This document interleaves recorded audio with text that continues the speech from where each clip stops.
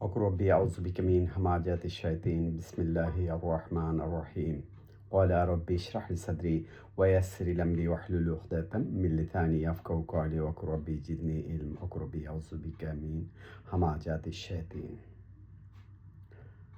لقد أخذنا ميثاق بني إسرائيل وأرسلنا إليهم رسولا كلما آهم رسول بما لا تهوى أنفسهم فريقا كذبوا وفريقا يهدلون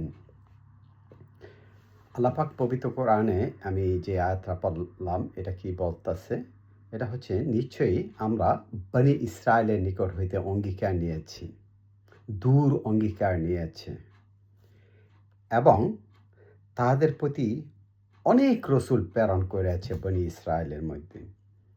অনেক রসুল ধারাবাহিকভাবে আসছে বনি ইসরায়েলের মধ্যে রসুল। আল্লাহ পাক পবিত্র কোরআনে ৭১ নম্বর আয়াতে সূরা আল মায়েদা ৫ নম্বর সূরাটা, কিন্তু যখনই কোনো রসুল প্রেরণ করেছে আসছে তাদের কাছে এমন কিছু লইয়া যা তাদের মন পূত হয় নাই, মন মতো হয় নাই, তখনই তাহারা তাহাকে কতকে তাহারা মিথ্যাবাদী বলেছে এবং কতকে তাহারা হত্যা করিয়াছে। বনি ইসরায়েলের সাথে আল্লাহ পাক অঙ্গীকার করছেন। পবিত্র কোরআনে বনি ইসরায়েলকে অনেক নিয়ামত দিয়েছে আর বনি ইসরায়েলকে বিশ্বের শ্রেষ্ঠ জাতি হিসাবে করছে বনি ইসরায়েলকে। যেরকম ইয়া বানি ইসরাঈল আযকুরু নি'মাতি আল্লাতী আন'আমতু আলাইকুম ওয়া আন্নী ফাদ্দালতু আলাল আলামিন। হে বনি ইসরায়েল, তোমরা আমার সাথে অঙ্গীকার পূর্ণ করো, আমিও করব এবং তোমার দিকে বিশ্ববাসীর মধ্যে শ্রেষ্ঠতম দান করা হয়েছে বনি ইসরায়েলকে। আর এই বনি ইসরায়েলের ধারাবাহিকভাবে সমস্ত নবী রাসূল আসছে এবং ইনক্লুডিং আহাম্মদ রসুল্লাহ। পবিত্র কোরআনে আহাম্মদ রাসূলুল্লাহ আসছে এবং মোহাম্মদ রাসূলুল্লাহ ইজ ডিফারেন্স মিনিংস কোরআনে বলতেছে।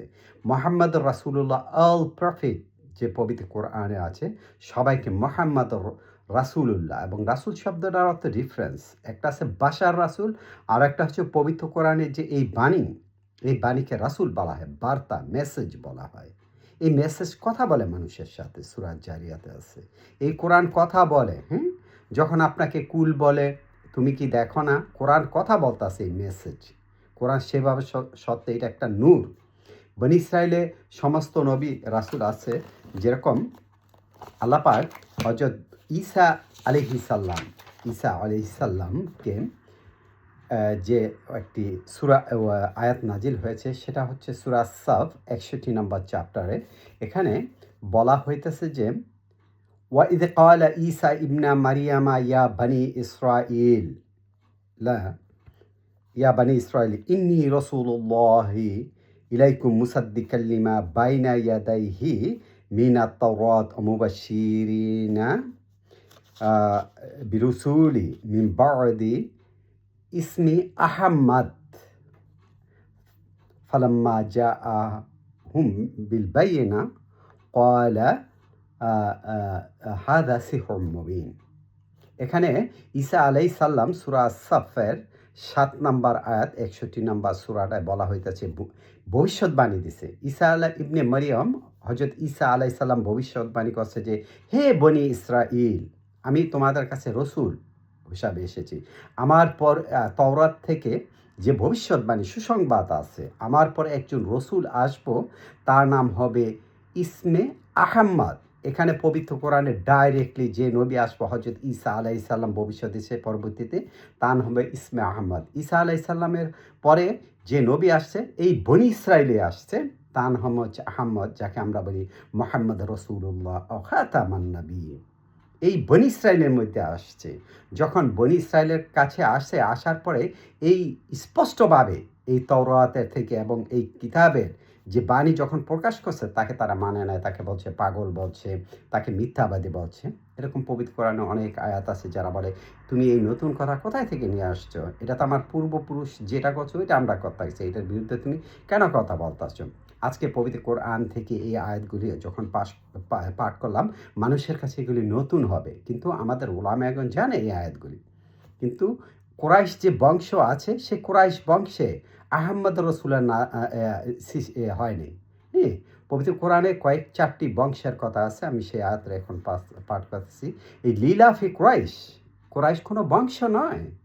কোরাইশে এরা লাহওয়াল হাদিসে কোরআনের অপব্যাখ্যা করে লাহওয়াল হাদিস কালা কালা রাসূলুল্লাহ বলছে, যে রসুল বলছে, যখন রসুল বলছে আমরা হচ্ছে ধর্মবীর, তখনই আমরা পাগল হয়ে যাই। ঠিকই তো কইছে এটা কথা, কিন্তু ওইটা মিথ্যা কথা। আল্লাহ পাক পবিত্র কোরআনে সূরা লোকমানে বলতাছে, অমিনান নাসি মাইয়াশতারি লাহওয়াল হাদিস ইদুল্লাহ মান সাবিলিল্লাহ। মানে মানুষের মধ্যে যারা আছে, এই যে যারা হাদিস করে লাহওয়াল হাদিস, এই যে বোখারি, তিরমিজি, আবু দাউদ, মিশকাত, এবং প্রত্যেক দলে দলে ইহুদিদের মধ্যে বাইবেল আছে, তালমুদ আছে, খ্রিস্টানের মধ্যে আছে বাইবেল, ইহুদির মধ্যে তালমুদ, প্রত্যেকের মধ্যে হাদিস আছে লাহওয়াল হাদিস। নবী যে বলছে ওইটার বিরুদ্ধে কতগুলো হাদিস করে, বা আমাদের মধ্যে আছে যে সহি সিত্তা হাদিসগুলি, আবার সিয়াদের মধ্যে আছে আবার 4টা হাদিস, এভাবে হাদিস ভাগ করছে। হাদিস মধ্যে আবার লট অফ ডিফারেন্স হাদিস আছে, কিন্তু পবিত্র কোরআন বলছে আল্লাহ পাক, আমি এটাকে হাদিস বলে, এটা আহসান আল হাদিস বলে। আল্লাহু নাজ্জালা আহসান আল হাদিস ফি কিতাব। এই কিতাব হচ্ছে আল্লাহর কথা, আল্লাহর বাক্য। এটাকে বলা হয়েছে ইন্নাহু লা কাউলু রসুলুল কারীম, নিশ্চয়ই সম্মানিত রসুলের বাণী। এইটা বাশার রসুলের কাছে আছে আল্লাহর এই বাণী। এখন রসুল জীবিত আছে, রসুলকে যে মেসেজ বলে, বার্তা, এই বার্তা কথা বলে, হ্যাঁ, এই কোরআনের যে বার্তা, এই কোরআন কথা বলে, এটা প্রেজেন্ট আছে। আর আমরা যে এই যে আহম্মদ রসুল্লাহ, ঈসা আলাইসাল্লাম, অন্যান্য নবী আছে, এরা তো অনেক আগে এরা চলে গেছে, এদেরকে আমরা দেখি নাই, কিন্তু নবী এই কোরআনের মধ্যে আছে, এবং কোরআন কথা বলে। ইন্নাহু লাকাউলু রসুলুল কারীম, নিশ্চয়ই ইয়া সম্মানিত রসুলের বাণী, মানে আল্লাহর বাণী। এটা আল্লাহর সাথে কাউকে শিরক করা যায় না। নবী বাশার নবী রাসুলকে আল্লাহর সাথে শিরক করতে না করছে। আজকে আমরা অতি ভক্তে মোহাম্মদ রসুল বানায় শির করতেছি। তারপরে ঈসা আলাইসাল্লামকে আল্লাহর পুত্র বানায় হালাইছে। এইভাবে যুগে যুগে যারা রসুলকে, বাশার রসুলকে আল্লাহর সাথে শির করছে, কিন্তু আল্লাহ হচ্ছে এক অদ্বিত। আল্লাহর এই কিতাবকেই রসুল বলা হয়। যেরকম কোরাইশ বংশে আল্লাহ রসুল আসে নাই, সেটা আল্লাহ বলে নাই। এখানে সূরা আল মায়েদার একটা আয়াত পাঠ করি, সেটা হচ্ছে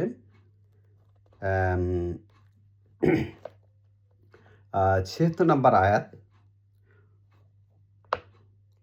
অকরবি আউযুবিকা মিন হামাজাতিশ শায়াতিন।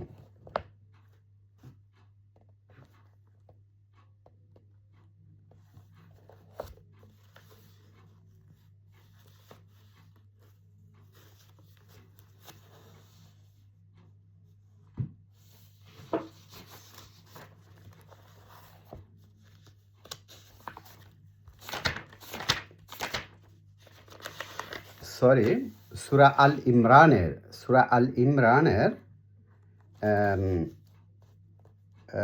33 নম্বর আয়াত। এখানে বলছেন, ইন্নাল্লাহা আস্তাফা আদামা অনুহান অ আলা ইব্রাহিমা ও আলা ইমরানা আলাল আলামিন।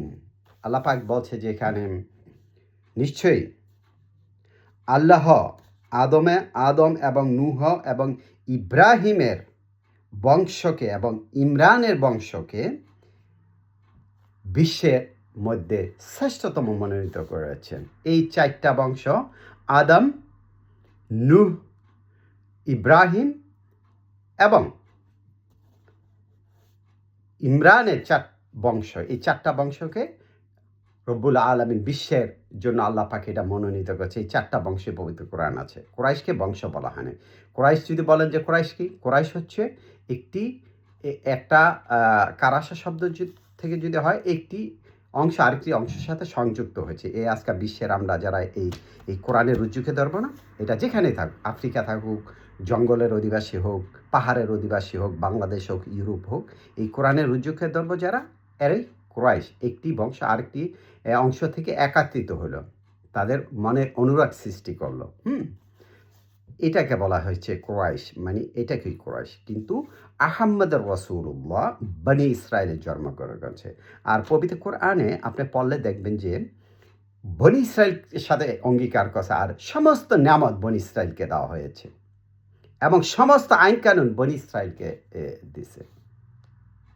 কোরআন, এই কোরআন একটা বনি ইসরায়েলের সম্মানিত, এই মহাবিশ্বের সমস্ত মানুষকে বনি ইসরায়েলে সম্বোধন করছে। এর মধ্যে যারা কোরআনের রুজুগতরা তারা পারফেক্ট, আর এই বনি ইসরায়েল ক্ষেত্রে দেখা যায় বেশি অংশ তারা অস্বীকার করছে আর ভ্রান্তির মধ্যে পড়ে গেছে। এই যে বাবা মামার সাথে সদ্ব্যবহার করো, এতিমের সম্পদ বক্ষণ করো না, মিসকিনকে অন্নদান করে, এটি সব বনি ইসরায়েলকে এই নিয়ামত দিচ্ছে। আর বনি ইসরায়েলের কে যারা কিতাবদারি আছে, জ্ঞানী আছে, নবী আছে, রাসূল আছে, এবং ইহুদিদেরকে এই কিতাব দেওয়া হয়েছে, এটার দায়িত্ব তাদেরকে দেওয়া হয়েছে। মানে ইহুদ শব্দটা হেদায়েত প্রাপ্ত যারা। কাজে 4টা বংশ আছে, কুরাইশ কোনো বংশ বলে নাই। 4টা বংশ হচ্ছে আদম, নূহ, ইব্রাহিম এবং ইমরান। এই 4টা বংশকে বিশ্বের মধ্যে মনোনীত করছে। আর এই বংশই আহমদ রসুল্লাহ, মোহাম্মদ রসুল্লাহ, ইনক্লুডিং সমস্ত নবী রাসূল বন, বাশার নবী রাসূল। যেরকম আল্লাহ বলছে কুল সুবহানাকা হাল কুনতুম ইল্লা বাশারুর রাসূলুল্লাহ, পবিত্র আমার রব তুমি বলো আমি একজন মানুষ রসুল। তাদের কাছে আল্লাহ চয়েস করছে এই কিতাব নাজিল হয়েছে, আর এই কিতাব হচ্ছে কথা বলে, আর এই কিতাবকেই রাসূল বলা হয়। এই জন্য আল্লাহ পাক বলছে অমাইতুল্লাহু ও আর রাসূলু, অনুগত্য করো আল্লাহকে এবং এই বার্তাকে অনুগত্য করে। এই বার্তা, আর এই বার্তা মানুষের সাথে কথা বলে। আলাম তারা, তুমি কি দেখো না? কে বলতেছে? এই বার্তা বলতেছে। কুল, বলো, কে বলতেছে? এই কোরআন, এই কিতাব এই জন্য বলছে ইন্নাল্লাযীনা ফারাদা আলাইকাল কোরআন, এই কোরআন পড়া ফরজ। এই কোরআন পড়লে আপনি বুঝবেন।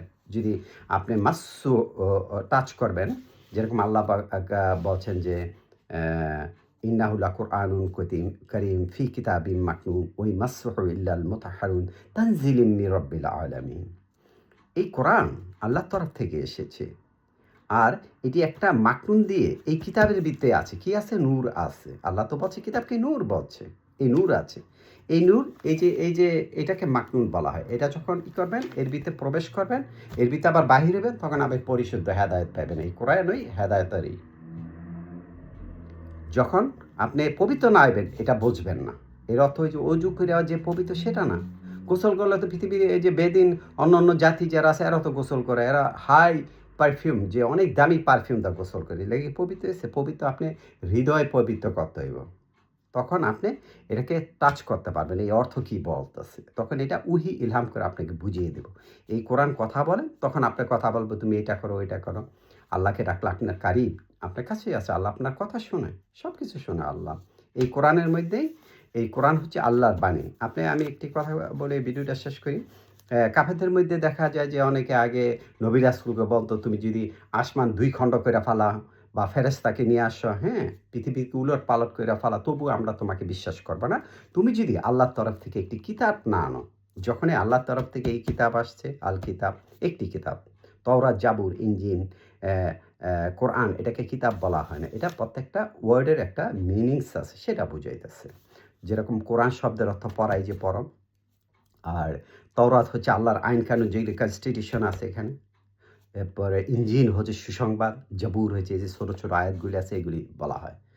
আর কিতাব হচ্ছে একটি, আর এটাকে ভাগ করতে না করেছে ওয়াতাসিমু বিহাবলিল্লাহি জামিআ ওয়ালা তাফাররাকু, তোমরা এই রজ্জুকে ধরো, এই রজ্জুকে ধরো। এটাকে দল উপদলে ভাগ করে না। যারা এই রজ্জুকে ধরবে তারাই হেদায়েত প্রাপ্ত। আজকাল দলে উপদলে ইহুদি, খ্রিস্টান হয়েছে, নাসারা, সাবি, মাজুসি, আবার মুসলমান হয়েছে, মুসলমানের মধ্যে দলে উপদলে ভাগ হয়েছে, শিয়া, সুন্নি, সালাফি, আহমদি, ওয়াহাবি, খারিজি হয়ে গেছে না?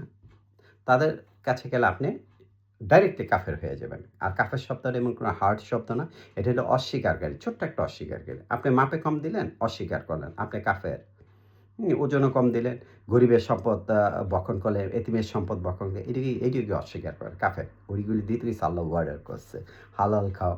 এগুলিকে অস্বীকার করলে, আর আল্লাহর আয়াতকে অস্বীকার করতে না করছে। আল্লাহর আয়াত বলতে এই পৃথিবীর যা কিছু সৃষ্টি আছে সব আল্লাহর আয়াতের অন্তর্ভুক্ত। কোনো একটা জিনিস আপনি অস্বীকার করতে পারবেন না। এই জন্য আল্লাহ পাক বলছে ফাবিয়া আলা রব্বিকুমা তাকাজ্জিবান, সূরা রহমানে 31 বার বলছে যে হে তোমরা কোন জিনিসকে অস্বীকার করবে?